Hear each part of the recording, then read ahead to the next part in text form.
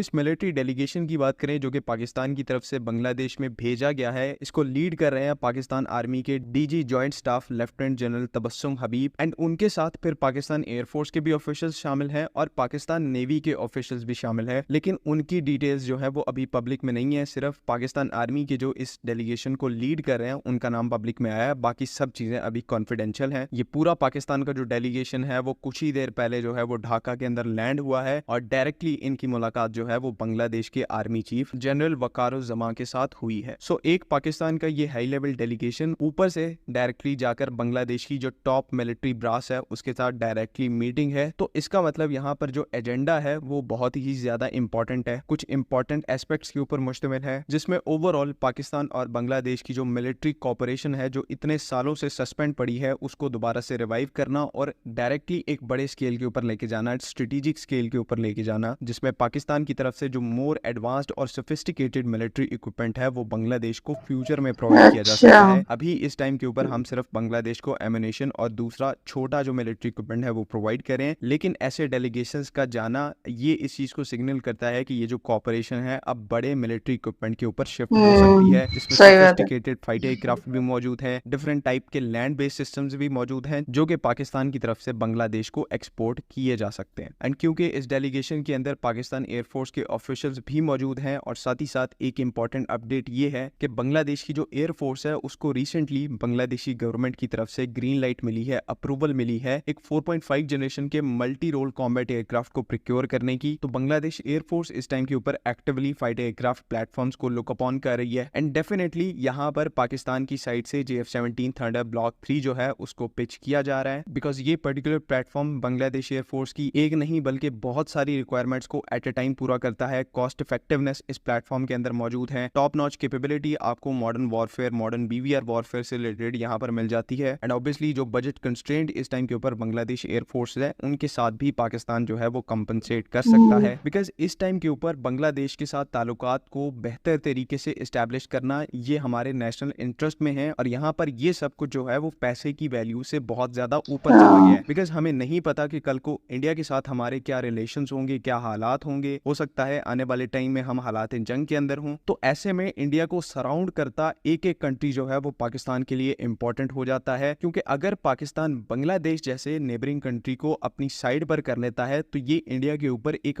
बहुत बड़ा डिप्लोमेटिक और साइकोलॉजिकल प्रेशर क्रिएट करेगी कि आहिस्ता आहिस्ता तमाम जो उनकी नेबरिंग कंट्रीज हैं वो कहीं ना कहीं पाकिस्तान के साथ अलाइन हो रही हैं और ये एक बहुत बड़ा फैक्टर होता है। इंडिया जैसी कंट्रीज जब कोई ऑफेंसिव एक्शन प्लान करती हैं तो नेबरिंग कंट्रीज का जो पॉइंट ऑफ व्यू है